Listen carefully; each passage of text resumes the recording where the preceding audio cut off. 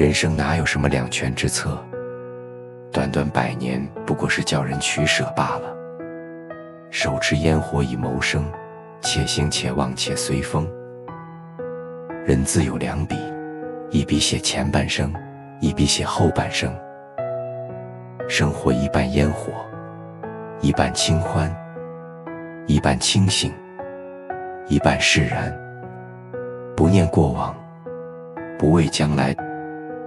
当我们学会在取舍中平衡，在烟火与清欢间自在穿梭，便能在短短100年里领悟生命的真谛，抵达心灵的彼岸，收获那份独属于自己的圆满与安宁。